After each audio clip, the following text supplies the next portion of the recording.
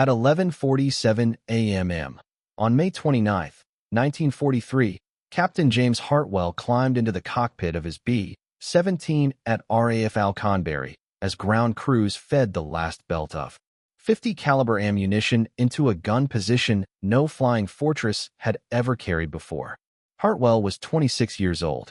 He had flown 42 combat missions, and he had never flown anything like this. The aircraft beneath him was not a standard B-17F. It was heavier, slower, bristling with steel. The YB-40, an experimental gunship designed for a single purpose: kill German fighters. In the 3 months leading up to May, the 8th Air Force had lost 173 B-17s over occupied Europe. The reason was brutally simple. American bombers could reach deep into the Reich, but they could not get back safely. Long-range fighter escorts did not yet exist. P-47s turned back over France. P-38s were scarce and unreliable. Once the bombers crossed into Germany, they were alone. The Luftwaffe knew it. Focke-Wulf 190s attacked from 12 o'clock high, diving faster than nose gunners could track. Messerschmitt 109s slashed through the formations, picking off stragglers on the return leg. Crews called it the gauntlet. Few survived long enough to finish 25 missions. So the Army Air Forces tried something radical. If fighters couldn't escort bombers, they would turn a bomber into a fighter. Engineers stripped a B-17 of everything that didn't shoot. Bomb racks removed. Bombardiers station replaced with a twin .50 caliber chin turret. A second dorsal turret installed behind the radio room. Single waist guns replaced with twin mounts. Additional cheek guns added forward. Ammunition capacity tripled to over 11,000 rounds. Armor plate welded around crew positions. 16 .50 caliber machine guns on one aircraft. They called it the YB-40, the flying destroyer. Douglas aircraft completed 12 conversions. The 92nd Bomb Group at Alconbury received them in early May. Colonel William Reed selected 7 crews for the first combat test. Hartwell was assigned aircraft 42 to 5,738. His crew called her Hedgehog. The weight changed everything. A standard B-17 climbed to 20,000 feet in 25 minutes. Hedgehog needed nearly 50. The controls felt sluggish. The center of gravity sat wrong, pulled aft by ammunition stacked behind the bomb bay. But the guns. Hartwell had never seen firepower like this on a bomber. The chin turret alone could shred a Focke-Wulf before it closed to firing range. Every approach vector was covered, every angle layered with overlapping fields of fire. The mission was simple on paper. Escort the main bomber formation to St. Nazaire.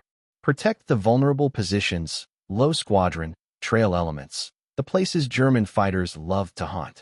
Hartwell started all 4 Wright Cyclone engines at 1:25 p.m.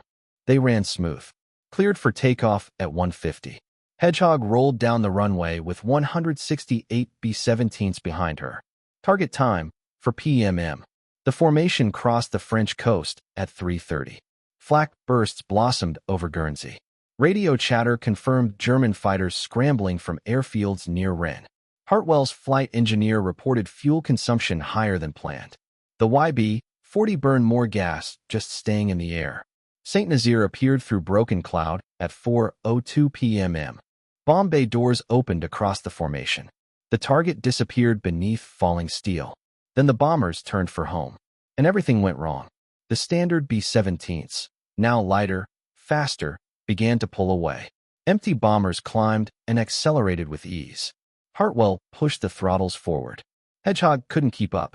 The formation pulled ahead at 160 miles per hour. Hedgehog strained at 148.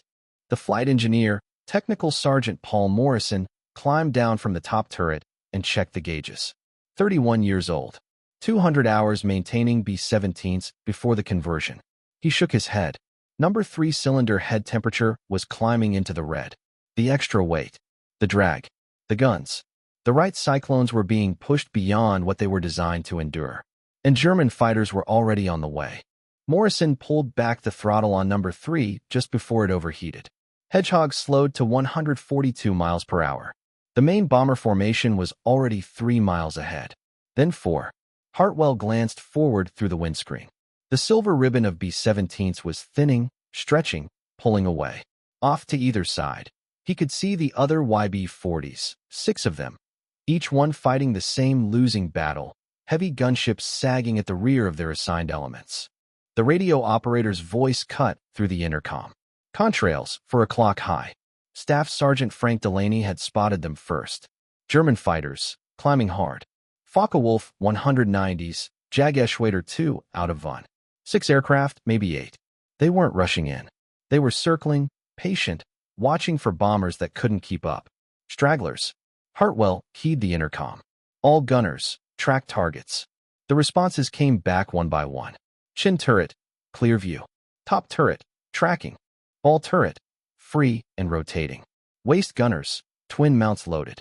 The first Focke-Wulf dove in from 5 o'clock. Range 1,200 yards. The tail gunner opened fire at 800. Tracers reached out, climbing toward the diving fighter. The German pilot broke left and climbed away without firing a shot. The next attack came from 11 o'clock high. 2 FW-190s in trail. The chin turret tracked the lead aircraft smoothly. A 4-second burst of 50 caliber fire walked across the fighter's engine cowling. Black smoke erupted. The Focke-Wulf rolled inverted and fell away toward the channel. Splash 1. Delaney called from the waist. The second German fighter broke off immediately. For 6 minutes, the YB-40 worked exactly as designed. 3 more German fighters probed the formation. 3 more attacks broke off early. 16 machine guns created a wall of fire no Luftwaffe pilot wanted to fly through. But Hedgehog kept slowing. The bomber stream was now 6 miles ahead. Then 7. Hartwell could barely make out the formation against the afternoon haze. Morrison checked fuel state. They had burned 800 gallons more than planned during the climb and initial engagement. At this setting, Morrison said carefully, "We've got 90 minutes to Alconbury." Hartwell did the math instantly. The main formation would be on the ground in 70. They were running out of margin. 2 more Focke-Wulfs appeared at 2 o'clock. These pilots didn't dive in. They stayed back, watching. They had figured it out. The YB-40 couldn't keep up. It couldn't run. Hartwell pushed the throttles forward again. Number 3 cylinder head temperature climbed straight back into the red. Morrison watched the gauge and said nothing. The escort bomber with 16 guns had become the prey it was built to protect. The attack came at 4:43 p.m. 3 Focke-Wulfs, coordinated. High right, low left, dead ahead, 12 o'clock level. Hartwell couldn't evade. Hedgehog turned like a freight train, heavy and slow. He held course and altitude. All guns, fire. The aircraft erupted. The chin turret hammered the frontal attacker. The top turret swung right. The ball turret snapped left. Both waist gunners fired simultaneously. Spent brass cascaded across the fuselage floor. The recoil shook the bomber as 8 guns fired at once. The lead Focke-Wulf's canopy exploded. The fighter rolled right and dropped away, trailing smoke. The high attacker broke off early. The low attacker didn't. He pressed in and fired a 2-second burst. 20mm cannon shells ripped through Hedgehog's right wing. The aircraft shuddered. A hydraulic line severed. Fluid sprayed across the waist gunner's window. "Damage," Delaney shouted. "Right landing gear hydraulics out." If they made it home, the gear would have to be cranked down by hand. Morrison checked fuel again. 72 minutes to Alconbury at this power. Hartwell looked forward. The formation was 8 miles ahead and still pulling away. They were alone now, over occupied France, with German fighters circling. The radio crackled. Another voice. "Alconbury Control. This is YB-44-1. Captain Hayes. Richard Hayes, 305th Bomb Group. Aircraft 42 to 5,741. His gunship had fallen behind two YB-40s. Both slow. Both burning fuel too fast." Hayes' voice was steady. "Suggest we form up together." Hartwell didn't hesitate. Agreed. 2 flying destroyers, isolated, wounded, and running out of time, trying to survive the gauntlet they were built to defeat. Combined defensive fire from 32 machine guns might be enough to keep the Germans at a distance. Hartwell agreed immediately. Captain Hayes brought his YB-40 down from 21,000 feet, easing into position off Hedgehog's right wing at 19,500. The 2 gunships flew in loose formation, close enough for overlapping fire, far enough to avoid a collision if one took damage. The Focke-Wulfs widened their circles, for were clearly visible now. Possibly 6. They weren't attacking. Not yet. They were waiting. At 5:07 p.m., Hartwell crossed the French coastline outbound. Below them, the English Channel stretched gray and empty, wind-rippled and cold. 53 miles to England. At their current ground speed, 41 minutes. Number 3 engine was still running hot. Morrison had already pulled power back twice. The Cyclone wasn't designed to haul this much weight for this long. Hedgehog began to sink. 19,000 feet. 18,800. 18,600. Hayes came over the radio. Oil pressure dropping on number 2. He throttled back to keep the engine from seizing.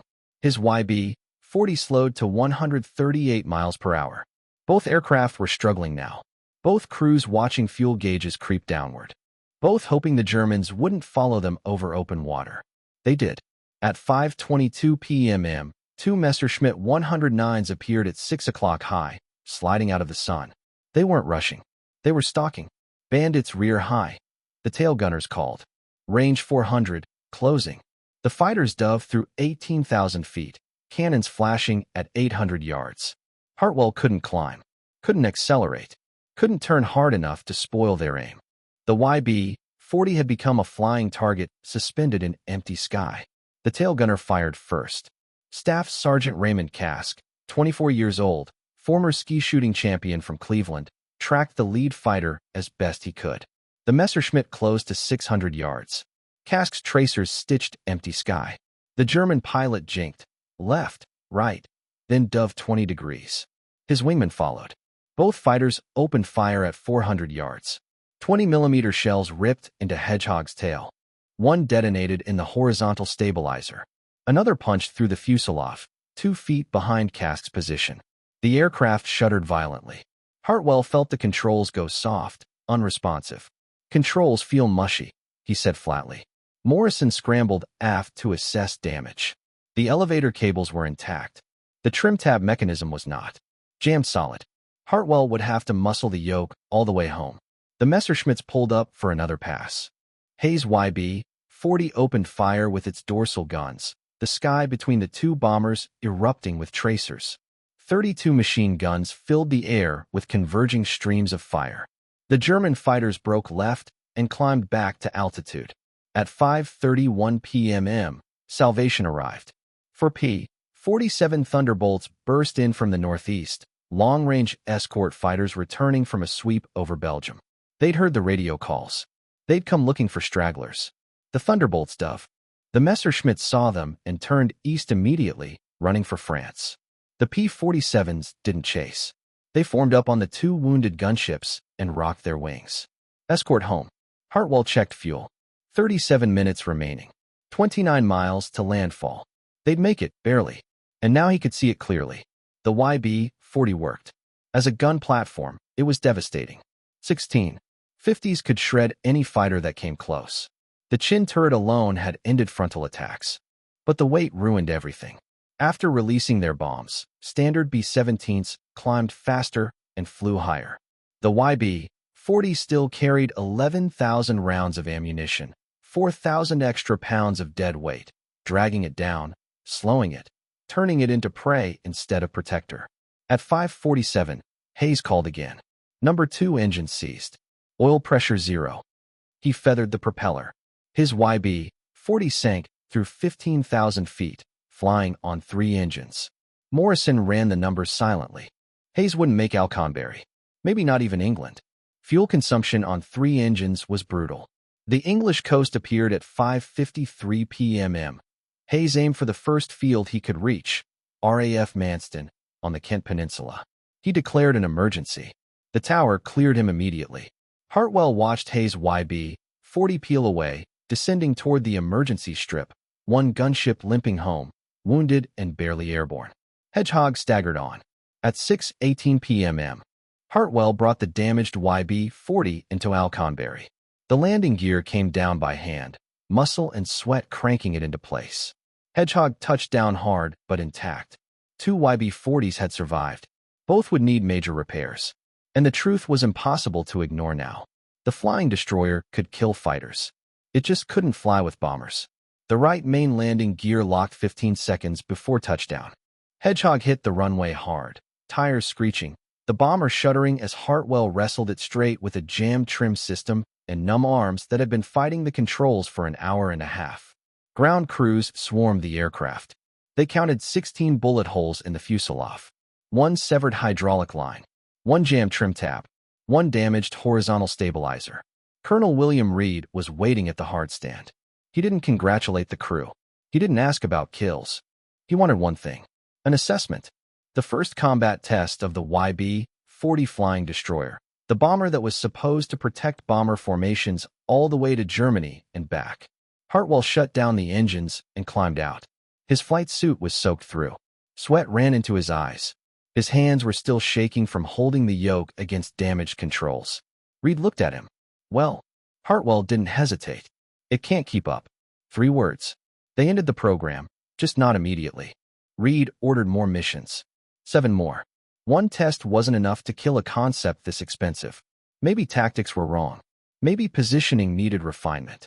Maybe the YB-40s belonged somewhere else in the formation. The second mission launched June 15th, target Le Mans. 4 YB-40s flew. All 4 fell behind after the bomb drop. The third mission, June 22nd, targeted the I.G. Farben synthetic rubber plant at Hulse. 11 YB-40s dispatched. 1 was lost to flak and fighters. The remaining 10 straggled home hours after the main formation had landed. Engineers at Abbott's Ripton Depot tried to fix the problem. They adjusted waste gun feeds, rearranged ammunition loads, shifted weight forward to correct the center of gravity. Nothing worked, because the problem wasn't mechanical. It was mathematical. A standard B-17F weighed 65,000 pounds at takeoff. After dropping its bombs, it weighed 48,000. The YB-40 weighed 68,000 pounds at takeoff. After combat, it still weighed 64,000. For 1,000 pounds of guns and ammunition that could not be dropped. Every bomb release made the escort bombers faster. Every minute of combat made the YB-40 slower. On June 28th, 6 YB-40s attacked St. Nazaire again. They claimed 1 German fighter destroyed. All 6 fell behind on the return leg. 1 crew reported being alone over France for 43 minutes. Alone meant exposed. Alone meant hunted. The aircraft designed to protect bombers now required protection itself. After non-combat missions, the 8th Air Force compiled the numbers. 48 sorties flown. 5 confirmed German fighters destroyed. 2 probables. 1 YB-40 lost. And 1 statistic that mattered more than all the rest. Every single YB-40 fell behind its formation after bomb release. Average separation, 7 miles. Average time alone over enemy territory, 38 minutes. The Luftwaffe noticed. Fighter Commander Adolf Galland reviewed intelligence photos and combat reports. German pilots had learned to recognize the YB-40 instantly. Extra turrets. No bomb bay doors. Heavy silhouette. They flew where stragglers always flew. Galland's assessment was ruthless. The YB-40 kills were insignificant. Not worth the effort. Not worth avoiding. His pilots preferred attacking the flying destroyers. They couldn't run. On July 29th, the last 2 YB-40s flew their final combat mission. Target, U-boat yards at Kiel. Both aircraft fell behind. Both required fighter escort to reach England. Both landed at emergency fields short of their home base. In August, General Karl Spaatz canceled the program. The 12 surviving YB-40s were shipped back to the United States in November. Most became gunnery trainers. 4 were stripped and converted back into standard bombers. The concept was dead after 3 months of combat testing. Cost, $469,000 per aircraft. 12 aircraft, $5. $6 million spent on a weapon system that made bombers more vulnerable, not safer. But not everything failed. One part of the YB-40 worked perfectly. One innovation survived. Engineers at Wright Field studied the combat reports carefully. They noticed something consistent. Every time German fighters attacked from the front, they broke off. The chin turret had changed the equation. 2. 50 caliber machine guns firing forward. Clear field of fire. No blind spot. The YB-40 had failed, but it had revealed exactly what the B-17 had been missing. There was no blind spot at 12 o'clock high. No convergence gap. No place to hide. That was the lesson engineers pulled from the wreckage of the YB-40 program. The chin turret worked. and it worked perfectly. Unlike the rest of the flying destroyer, the forward-firing turret solved a real, lethal problem. German fighters had learned to attack B-17 formations head-on, exploiting the narrow gap between the bomber's cheek guns. Those guns had limited traverse, limited overlap. Pilots flew straight into the hole, fired their cannons, and passed through before the gunners could react. FW-190s and BF-109s killed more B-17s from frontal attacks than from any other direction. The Chin turret erased that gap. 2. 50 caliber Browning M2 machine guns, mounted under the nose. Remote controlled from the bombardier's position. Electric traverse and elevation. 300 rounds per gun. Converged at 400 yards. No dead space. No escape. Boeing saw it immediately. The turret design was rushed to production.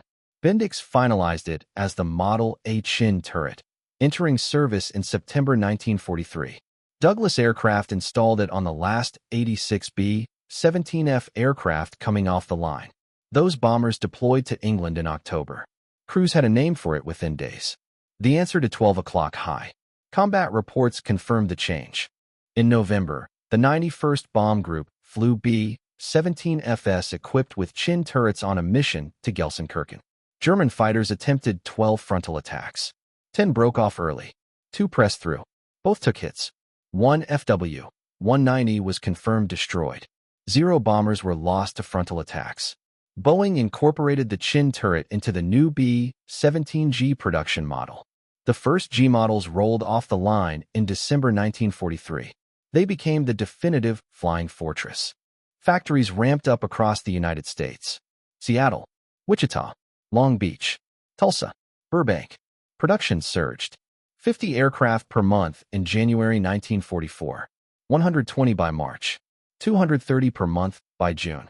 By April 1945, 8,680 B-17GS had been built.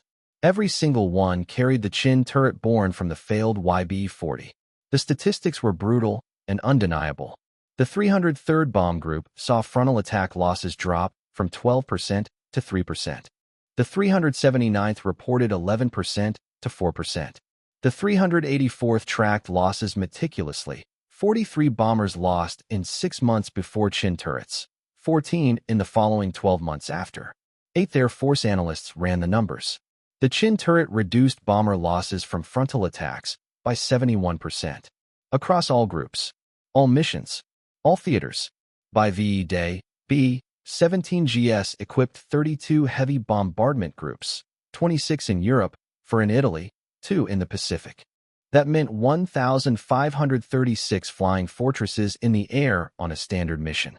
The YB-40 program lasted 3 months. It flew 48 combat sorties. Claimed 5 confirmed German fighters. Cost $5. 6 million. Failed completely as an escort concept. But its Chin turret flew on 290,000 combat sorties. It protected crews who never knew its origin. Historians estimate it saved more than 2,300 bomber crews who would have died to frontal attacks without it. The flying destroyer died. Its innovation lived. And the Chin turret wasn't the only survivor. Engineers studying YB-40 combat footage noticed another problem the gunship had quietly solved. Standard B-17F waist gun positions placed both gunners directly opposite each other. They collided during combat, blocked each other's traverse, fought for space while tracking fast-moving fighters.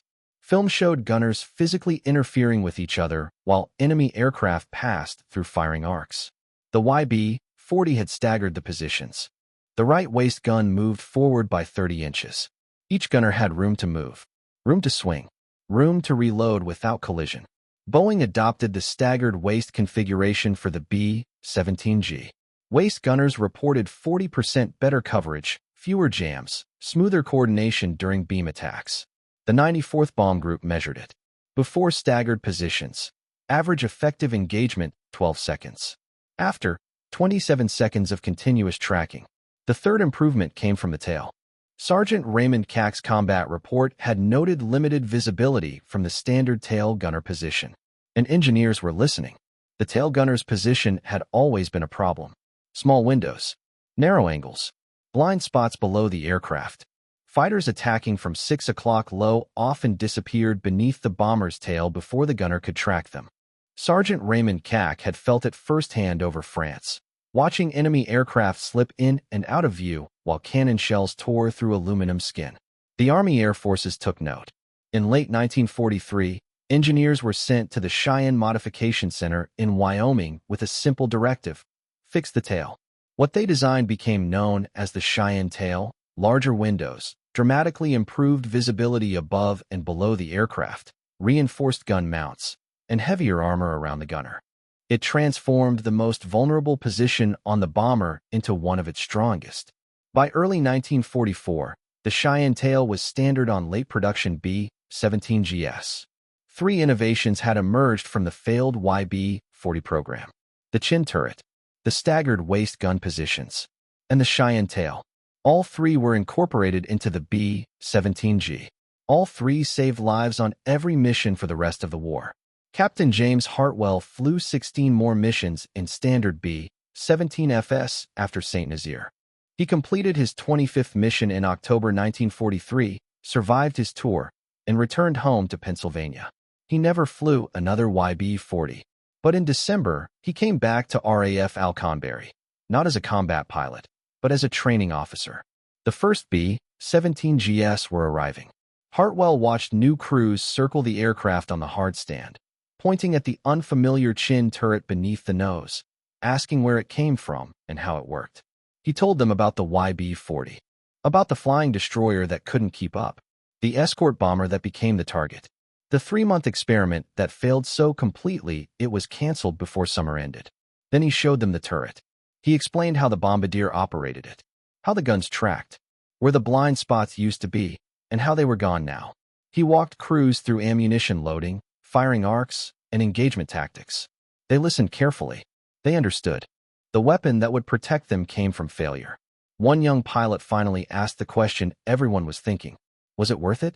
The money, the effort, the crews who flew those 12 aircraft knowing they would fall behind. Hartwell looked at the B-17G in front of him. The chin turret gleamed in weak English sunlight. He thought about frontal attacks, about Focke-Wulfs diving through bomber streams at 12 o'clock high, about bombardiers who finally had a fighting chance. Worth it, he said. Every mission, every dollar, every bullet hole and hedgehog. The YB-40 taught them how to fail forward. The final YB-40 mission flew on July 29, 1943. By August, the program was canceled. By November, all 12 surviving aircraft were back in the United States. Most became trainers. Some were scrapped. One appeared briefly in a scrapyard scene in the best years of our lives. No YB-40 survived intact. No museum preserved one. The flying destroyer vanished from history. But its legacy flew on. Every B-17G over Europe. Every crew that survived a head-on attack. Every pilot who reached 25 missions because a German fighter broke away when chin turret tracers filled the sky. The 8th Air Force flew more than 290,000 combat sorties with B-17 GS. The chin turret fired in anger on an estimated 114,000 missions. Conservative estimates credit it with preventing 2,300 bomber losses, more than 23,000 airmen who came home. At the National Museum of the United States Air Force in Dayton, a restored B-17G named Shoo Shoo Shoo Baby sits beneath museum lights. The chin turret gleams beneath the nose. A small placard notes it was standard equipment on the G model. It does not mention the YB-40, but every man who flew behind that turret knew where it came from. Failure didn't kill the flying destroyer.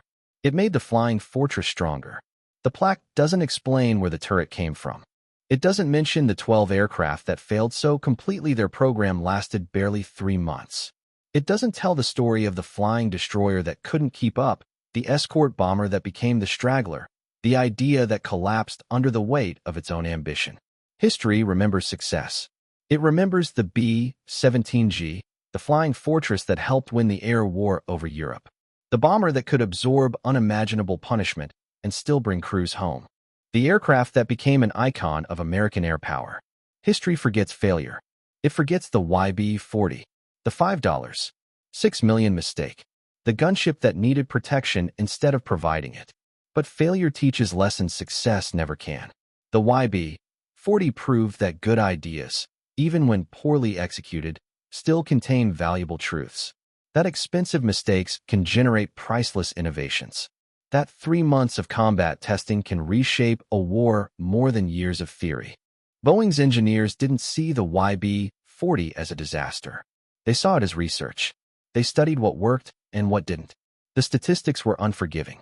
The gunship couldn't escort bombers home. It fell behind every time. It burned too much fuel. It carried weight it couldn't shed.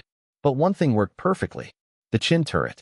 So they kept it and discarded everything else. They dropped the extra armor, dropped the surplus guns, dropped the weight. What remained was simple, elegant, lethal. A forward-firing turret that closed the deadliest gap in the bomber's defenses and saved tens of thousands of lives. The flying destroyer failed, but it failed forward. And because it did, the flying fortress became stronger than it had ever been.